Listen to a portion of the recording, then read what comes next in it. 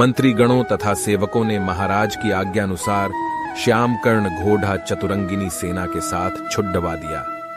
महाराज दशरथ ने देश देशांतर के मनस्वी, तपस्वी, विद्वान ऋषि मुनियों तथा वेद विज्ञ प्रकांड पंडितों को यज्ञ संपन्न कराने के लिए बुलावा भेज दिया। निश्चित समय आने पर समस्त अभ्यागतों के साथ महाराज दशरथ अपने गुरु वशिष्ठ जी तथा अपने परम मित्र अंग देश के अधिपति लोभपाद के जामाता रंगरश्मि को लेकर यज्ञ मंडप में पधारे। इस प्रकार महान यज्ञ का विधिवत शुभारंभ किया गया।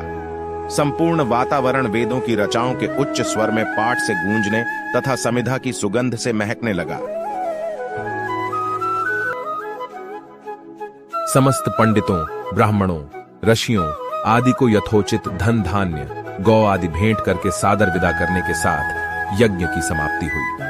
राजा दशरथ ने यज्ञ के प्रसाद चरा को अपने महल में ले जाकर अपनी तीनों रानियों में वितरित कर दिया। प्रसाद ग्रहण करने के परिणाम स्वरूप परमपिता परमात्मा की कृपा से तीनों रानियों ने गर्भ धारण किया। जब चैत्र मास के शुक्ल पक्ष की 9वीं तिथि को पुनर्वसु नक्षत्र में सूर्य, मंगल, शनि, बृहस्पति तथा शुक्र अपने अपने उच्च स्थानों में विराजमान थे, कर्क लग्न का उदय होते ही महाराज दशरथ की बड़डी रानी कौशल्या के गर्भ से एक शिशु का जन्म हुआ, जो कि श्याम वर्ण, अत्यंत तेजोमय, परम कांतिवान तथा अद्भुत सौंदर्यशाली था। उस शिशु को देखने वाले ठगे से रह जाते थे। इसके पश्चात शुभ नक्षत्रों और शुभ घड्डी में महारानी कैकेयी के एक तथा तीसरी रानी सुमित्रा के 2 तेजस्वी पुत्रों का जन्म हुआ।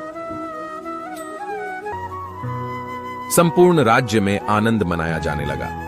महाराज के 4 पुत्रों के जन्म के उल्लास में गंधर्व गान करने लगे और अप्सराएं नृत्य करने लगी। देवता अपने विमानों में बैठकर पुष्प वर्षा करने लगे। महाराज ने उन्मुक्त हस्त से राजद्वार पर आए हुए भाट, चारण तथा आशीर्वाद देने वाले ब्राह्मणों और याचकों को दान दक्षिणा दी। पुरस्कार में प्रजाजनों को धन धान्य तथा दरबारियों को रत्न, आभूषण तथा उपाधियां प्रदान किया गया। 4 पुत्रों का नामकरण संस्कार महर्षि वशिष्ठ के द्वारा कराया गया तथा उनके नाम रामचंद्र, भरत, लक्ष्मण और शत्रुघ्न रखे गए। आयु बढ़ने के साथ ही साथ रामचंद्र गुणों में भी अपने भाइयों से आगे बढ़ने तथा प्रजा में अत्यंत लोकप्रिय होने लगे। उनमें अत्यंत विलक्षण प्रतिभा थी, जिसके परिणाम स्वरूप अल्प काल में ही वे समस्त विषयों में पारंगत हो गए। उन्हें सभी प्रकार के अस्त्र शस्त्रों को चलाने तथा हाथी, घोड़े एवं सभी प्रकार के वाहनों की सवारी में उन्हें असाधारण निपुणता प्राप्त हो गई। वे निरंतर माता पिता और गुरुजनों की सेवा में लगे रहते थे। उनका अनुसरण शेष 3 भाई भी करते थे।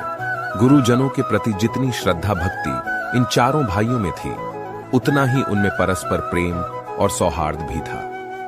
महाराज दशरथ का हृदय अपने 4 पुत्रों को देखकर गर्व और आनंद से भर उठता था।